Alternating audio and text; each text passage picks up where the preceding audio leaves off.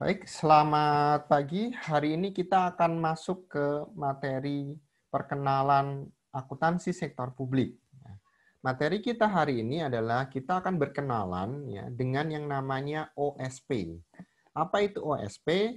Atau yang lebih kita kenal dengan yang namanya organisasi sektor publik. OSP ini sebetulnya punya banyak nama lain. Selain disebut dengan OSP, bisa juga disebut dengan organisasi nirlaba, organisasi non-profit, atau kadang juga disebut organisasi pemerintahan. Tapi nanti saya akan jelaskan apa sih bedanya, apakah ini semua sama atau tidak. Bisa sama, bisa tidak. Seperti apa perbedaannya, kita akan coba dulu nanti.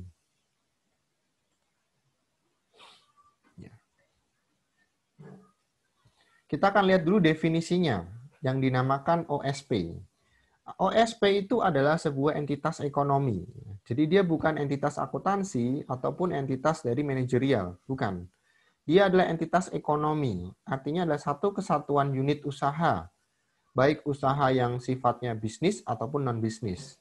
Dengan tujuan menyediakan yang namanya barang dan jasa, atau barang atau jasa untuk publik atau masyarakat. Jadi kalau kita bilang sektor publik, itu adalah sektor yang berkaitan dengan masyarakat.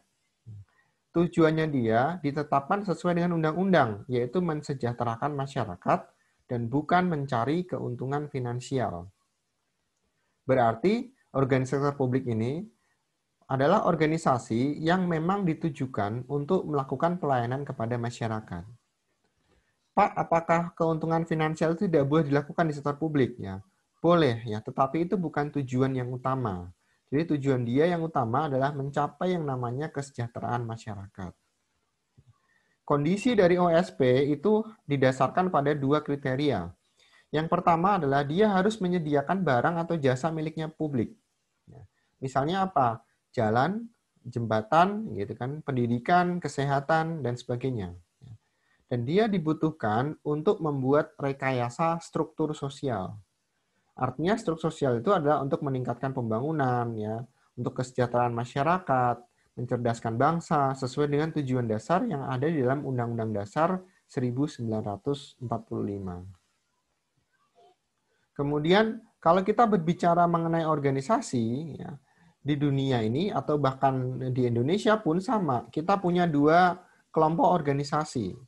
Yang pertama sifatnya komersil, yang kedua non-komersil atau lebih disebut dengan sektor publik. Tetapi dua organisasi ini punya persamaan. Ya. Mereka itu berduanya atau komersil dan sektor publik sama-sama menjadi bagian yang tidak terpisahkan di dalam sistem perekonomian nasional kita. Pasti akan ada sektor komersil, ya, contoh perusahaan manufaktur, perusahaan dagang, gitu ya, yang dia menghasilkan profit untuk kehidupannya dia. Dan ada juga organisasi sektor publik, yang dia memanfaatkan dari mana? Penerimaan negara. Salah satunya dari pajak, misalnya gitu. Jadi kalau perusahaan manufaktur mendapatkan laba, dan dia ditarik pajak penghasilan, pajaknya masuk ke negara, dikelola untuk organisasi sektor publik. Jadi mereka itu saling berkaitan antara komersil dengan sektor publik. Persamaan lagi yang kedua adalah sama-sama punya keterbatasan sumber daya. Sumber daya apa? Kalau di komersil, sumber dayanya adalah sumber daya ekonomi dan sumber daya energinya. Terkadang permasalahan bahan baku, supplier, itu menjadi masalah di komersil. Tapi di sektor publik, sumber daya yang terbatas adalah sumber daya manusianya, yaitu tenaga kerjanya. Karena relatif agak sedikit sekali ya orang-orang yang mau berkecimpung di sektor publik selain pemerintahan. Persamaan yang ketiga adalah mereka memiliki pola manajemen keuangan yang sama.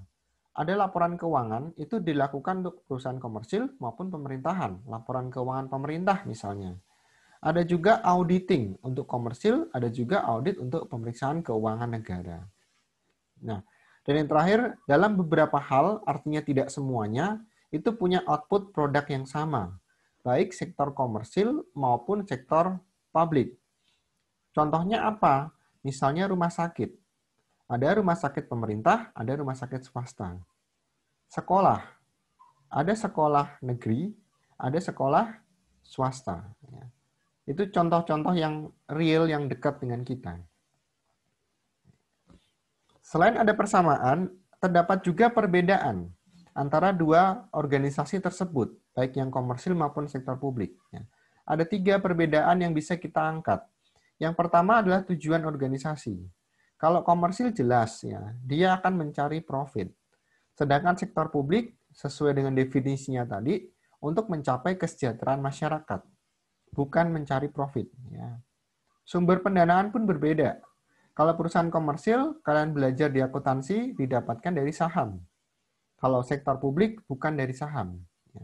Tetapi dari pemumpukan dana, dari donasi, gitu ya. Artinya ada sumbangan, gitu. Jadi lebih beragam dibandingkan komersil. Aturan undang-undangnya juga beda.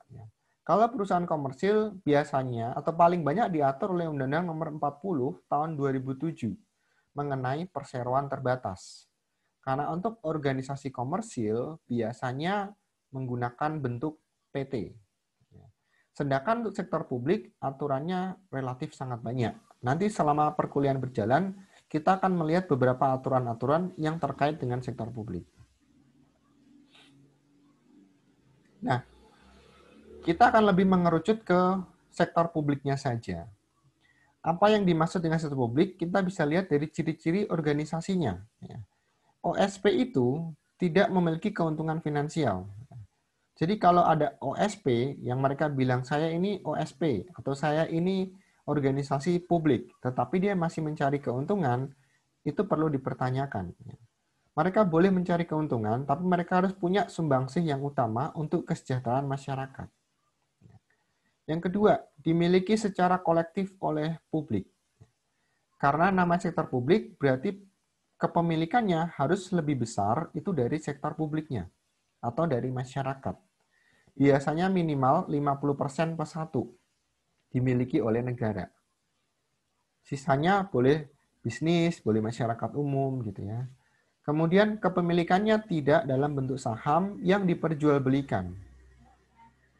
Kalau seperti ini saham boleh tidak? Tentunya boleh, tetapi tidak diperjualbelikan. Jadi hanya sebagai bukti kepemilikan saja. Yang terakhir, kalau ada kebijakan, itu didasarkan pada yang namanya konsensus, atau rapat anggota, atau rapat bersama. Jadi tidak diputuskan sendiri oleh manajer, oleh direktur, tidak. Selalu bersama-sama dengan pemangku kepentingan yang lain. Itu ciri-ciri dari OSP. Nah, sekarang mari kita lihat, OSP itu sebetulnya sudah ada sejak kapan. Ini ada sejarah perkembangannya, dari yang dinamakan OSP, organisasi sektor publik, sampai pencatatan akuntansi yang berada di sektor publik. Saya mencatat ada, atau saya mengelompokkan ada 4 area. Yang pertama pada saat terbentuknya. Terbentuknya ini tidak tahu tahun berapa, tapi sudah sangat lama sekali, ya, ketika sudah muncul yang namanya kekuatan sosial masyarakat, dari semangat kapitalisme, ya, dari masalah peristiwa politik dan ekonomi, misalnya pemilihan kepala negara, pemilihan raja, pengambilan daerah kekuasaan, dan sebagainya, dari zaman sebelum Masehi pun ini sudah bisa terjadi. Sampai pada saat munculnya inovasi teknologi. Nah, kalau dari sisi pencatatannya, atau pencatatan akuntansi, pencatatan keuangan, itu sudah muncul dari zamannya Mesir kuno, di mana sudah ada sistem pajak. Dulu namanya mungkin bukan pajak, tetapi adalah upeti, atau mungkin pungutan dari pemerintah kepada masyarakatnya. Jadi masyarakat harus membayar ke rajanya. Atau yang saat ini kita lebih sering kenal dengan nama sistem pajak. Dan juga ada sistem distrik. Distrik itu adalah ada kayak raja-raja kecilnya atau wilayah-wilayah kecil yang nanti harus memberikan bagi hasil juga ke wilayah yang utama. Itu jauh sebelum Masehi ya. Artinya masih sangat lampau sekali gitu. Yang kedua itu di daerah Timur Tengah di Babilonia sudah ada pencatatan produksi dan pendapatan. Tetapi bukan dalam satuan mata uang rupiah. Ini adalah dalam satuan barter. Yang ketiga, pada saat zamannya Yunani. Zaman Yunani di sini sudah muncul yang namanya kementerian. Atau dengan bahasa Yunaninya adalah Parthenon. Ini salah satu bentuk dari perangkat negara ya, untuk dicatatkan di dalam pelaporan keuangan. Yang terakhir adalah pada abad ke-14, ya. Lebih tepatnya di kota Genoa, Italia. Ini munculnya pertama kali pencatatan resmi tentang pemerintahan yang diawali dari bapak akuntansi yang namanya Luca Pacioli, double entry accounting. Kemudian bergeser ke era modern, ya. Era modern itu artinya mulai masuk ke milenium gitu ya. Sudah muncul istilah yang namanya New Public Management. Lebih tepatnya sih tahun 2003 ya, mulai booming, namanya NPM. Nah, NPM ini sebagai alat untuk mengawasi pelaporan dan juga akuntabilitasnya dari pemerintah atau lembaga sosial. Sedangkan kalau di Indonesia, kalau kita meruntut gitu ya, dari semenjak kita dijajah oleh Belanda, waktu itu namanya masih Hindia Belanda, itu sudah ada pencatatan akuntansi. Namanya adalah Kameral. Ya. Kameral itu kalau sekarang kita lebih sebut dengan namanya sistem cash basis. Tapi itu sudah ada sejak kita masih dijajah. Kemudian baru dilakukan perombakan yang cukup besar, yang signifikan itu tahun 2003. Dimulai dari reformasi keuangan negara, dari Undang-Undang Nomor 17 tahun 2003 tentang keuangan negara. Nah, dari sinilah keuangan negara di Indonesia mulai masuk ke sistem akrual. Nah, untuk OSP sendiri, kita mengenal sebetulnya dua bentuk organisasi atau jenisnya ada dua ya. Yang pertama adalah pemerintahan, yang kedua adalah nirlaba. Namun kalau kita pastikan lagi, nirlaba itu juga ada dua bentuk lagi, yaitu yang dimiliki oleh pemerintah dan dimiliki oleh swasta. Ya. Kita lihat satu persatu seperti apa jenis-jenisnya. Dari sisi pemerintahan itu pada dasarnya ada dua pembagian, yang pusat dan daerah. Ada yang sentral, ada yang desentralisasi. Jadi ada kepala pemerintah pusat, ada kepala pemerintah daerah, dari mulai provinsi, wali kota, dan sebagainya. Kemudian bentuknya seperti apa? Kalau di pemerintah pusat, dia ada kementerian, ada lembaga tinggi negara. Artinya, kementerian itu adalah menteri-menteri yang bertugas membantu presiden. Lembaga tinggi juga membantu presiden, namun bukan dalam bentuk menteri. Yaitu misalnya Badan Pemeriksa Keuangan, KPU, gitu ya, komisioner-komisioner yang lain. Ya. Kemudian ada juga satuan kerja atau satuan tugas, ya. Satker atau Satgas. Kalau yang biasanya ditugaskan untuk kasus-kasus tertentu atau untuk tugas tertentu. Contoh yang saat ini sedang booming adalah Satgas COVID-19, khusus untuk menangani percepatan COVID-19. Ada juga namanya dinas, bisa kepala dinas, bisa kepala unit, dan sebagainya, itu semua ada di level pemerintahan. Nanti semua ini kalian akan bisa dapatkan informasi lebih detail kalau memang kalian berkecimpung di dunia sektor publik atau menjadi bagian dari pemerintahan. Kan tidak menutup kemungkinan dari kalian akan menjadi pegawai negeri.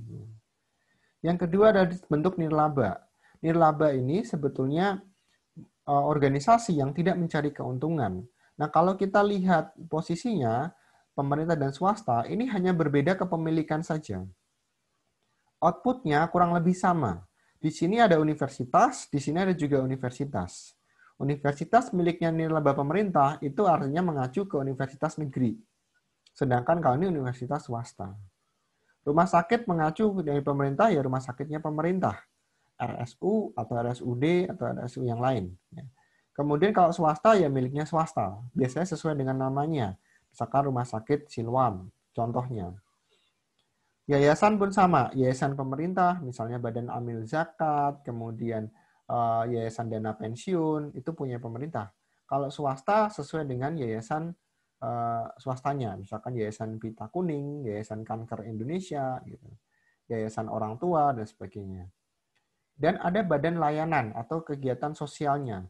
Kalau di pemerintah namanya standar, yaitu BLU, Badan Layanan Umum, atau kalau di daerah namanya BLUD.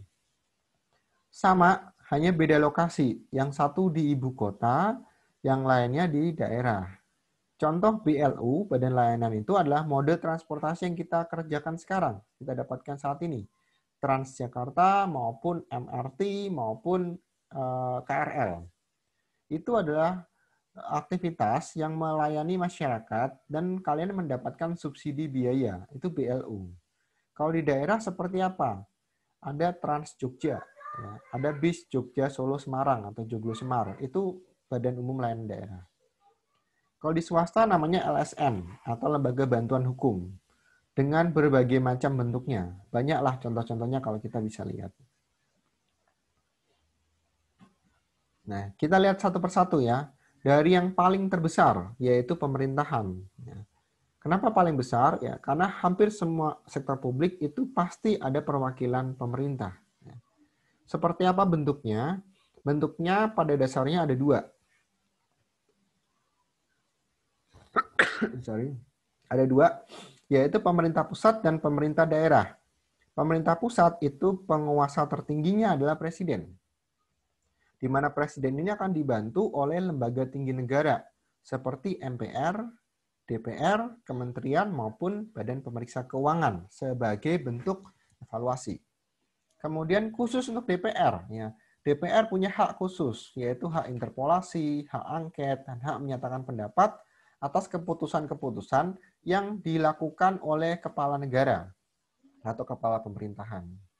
Jadi tugasnya dia adalah untuk mengevaluasi. Kelompok yang kedua adalah pemerintah daerah, yaitu dari sekretaris daerah, bisa DPRD, DPD, ini turunannya MPR, turunannya DPR gitu ya. Ada juga inspektorat, ada juga lembaga teknis, ke level yang agak kecil, kecamatan, kelurahan, sampai yang lebih kecil RT RW. Nah, semua komponen pemerintah daerah ini diatur dalam Undang-Undang Nomor 23 tahun 2014. Ini yang terakhir mengenai pemerintah daerah. OSP terbesar kedua setelah pemerintah adalah pendidikan tinggi. Pendidikan tinggi aturannya dari Undang-Undang Nomor 12 tahun 2012. Jadi angkanya cukup unik ya, 12 tahun 2012. Nah, apa yang diatur di undang-undang tersebut adalah bentuk-bentuk dari pendidikan tinggi. Yang paling ringan itu adalah akademi dan politeknik. Dia biasanya sampai level ke vokasi atau level D3. Ya. Dan spesifik, contoh akademi kebidanan, hanya untuk calon-calon bidan. Akademi keperawatan untuk calon-calon perawat. Akademi maritim, akademi kepolisian. Ya. Kalau politeknik jelas ya, sesuai dengan namanya teknik, berarti dia ada khusus, ya, ada terapan khusus. Contoh politeknik keuangan negara. Ya. Politeknik misalkan elektro, teknik sipil, teknik elektro, dan sebagainya. Level yang kedua itu level sarjana. Ada sekolah tinggi, ada institut. Ya. Kan sama Pak di universitas. Ya. Tapi kalau sekolah tinggi dan institut biasanya hanya sampai di level sarjana saja dan mereka spesifik. Ya. Contoh misalkan untuk sektor pariwisata, berarti sekolah tinggi ilmu pariwisata. Hanya ada pariwisata saja. Kalau ekonomi berarti sekolah tinggi ilmu ekonomi. Sekolah tinggi ilmu bahasa misalkan gitu. Institut juga sama, khusus, spesifik sekali. Institut Pertanian Bogor misalnya gitu. Institut Teknik Surabaya, dia ada teknik perkapalan, ada teknik mesin gitu. Hanya tekniknya saja. Nah, kalau lebih luas, lebih general, bisa semua bidang itu namanya universitas. Mau psikologi masuk, kedokteran masuk, ekonomi masuk, hukum masuk, apapun bentuknya, fakultasnya, teknik masuk, ya, dicampur itu namanya universitas. Dan dia tidak terbatas level S1, bisa S2 sampai S3. Itu bentuk-bentuk yang diatur untuk organisasi sektor publik di pendidikan tinggi. Nah, khusus untuk bagian penyelenggaranya ada dua, yang dimiliki oleh negara, itu pemerintah atau negeri, ya, artinya ada pendidikan tinggi negeri, universitas negeri, contoh ada Universitas Indonesia, ITB, ya, Universitas Negeri Pajajaran, ya, kemudian di Surabaya ada Universitas Ubaya, ada UGM di Jogja, ada Undip di Semarang, gitu ya. Nah, selain itu ada masyarakat atau swasta. Jadi boleh pakai nama kelompok, boleh pakai nama perorangan. Contoh misalnya Universitas Bakri, berarti dimiliki oleh perusahaannya Bapak Abu Rizal Bakri. Universitas, ada juga yang pakai nama Profesor Dr. Mustopo. Nah, artinya ada nama pendirinya mungkin. Ada juga universitas campuran, misalkan contoh kayak Krida Wacana itu dari yayasannya, nama-nama yayasannya. Jadi Tidak semua harus dari nama pendirinya, tapi bisa juga dari nama yayasannya atau nama yang disepakati di dalam pembentukan operasional dari pendidikan tinggi. Yang terbesar kedua selain pendidikan tinggi adalah rumah sakit. Ya. Jadi kalau dari sini kita bisa lihat ya, kalau organisasi sektor publik paling besar pemerintah, ya, yang kedua adalah rumah sakit dan pendidikan, tiga bidang ini yang bakal selalu ada di negara kita. Jadi kalau nanti Anda mau bekerja di pemerintahan itu tidak akan ada habisnya. Kalau perusahaan tutup, ya kalian bisa pindah kerja. Tapi kalau pemerintah tidak tutup. Pendidikan dan rumah sakit itu selalu ada. Pasti akan ada orang yang sakit ya. Bukan kita mendoakan orang sakit, tetapi selalu ada orang yang sakit. Dan selalu ada yang ingin membutuhkan pendidikan. Nah, itu sudah hakikat dasar di dalam kenegaraan. Kita akan bahas lebih spesifik mengenai rumah sakit. Ya. Rumah sakit diatur oleh aturan yang terbaru, yaitu Undang-Undang Nomor 44 Tahun 2009. Nah, di undang-undang ini membahas mengenai jenis-jenis rumah sakit yang ada di situ. Ada rumah sakit umum, artinya di sini semua jenis sakit penyakit masuk ke sana. Mau sakit yang paling ringan, ya batuk pilek sampai sakit paling parah, gitu, kanker, tumor dan sebagainya masuk ke situ. Rumah sakit spesialis, ya. Rumah sakit spesialis itu artinya rumah sakit yang memang ditujukan dengan spesialisasi tertentu. Rumah sakit jantung, rumah sakit kanker, ya. Kalau sakit yang lain, boleh nggak masuk ke situ, Pak? Biasanya boleh, tapi bukan prioritas yang utama. Ada juga rumah sakit jiwa. Itu juga spesialis namanya. Kemudian, yang ketiga adalah rumah sakit pendidikan. Nah, ini biasanya digunakan untuk para calon-calon dokter. Ya. Dan punya tarif yang lebih murah dibandingkan rumah sakit yang lain. Karena mereka belum sepenuhnya jadi dokter, jadi masih proses pemagangan, sehingga relatif tarifnya lebih rendah. Contoh apa rumah sakit pendidikan? Kalau di sebelah Atmajaya itu ada Siloam. Ya.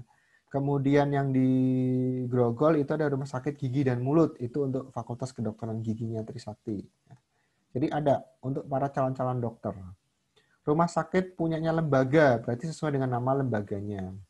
Ada yang paling kecil adalah klinik. Ya. Untuk kepemilikannya, nah di sini ada 3 bagian. Dimiliki pemerintah, itu artinya hampir 100% dimiliki oleh pemerintah.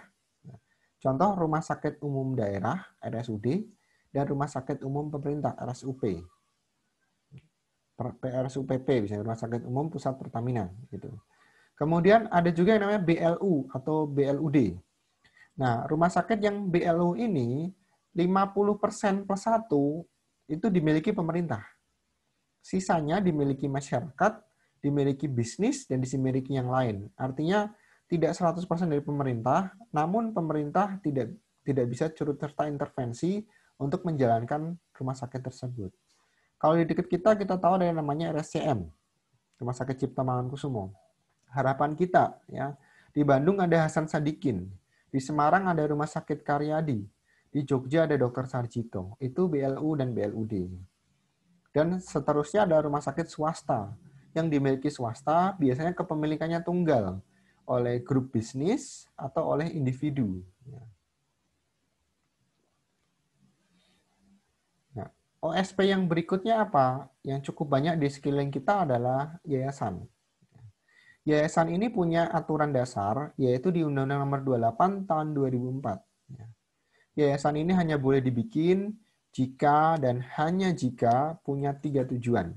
Untuk sosial, untuk keagamaan, maupun untuk kemanusiaan. Lebih dari itu tidak diizinkan.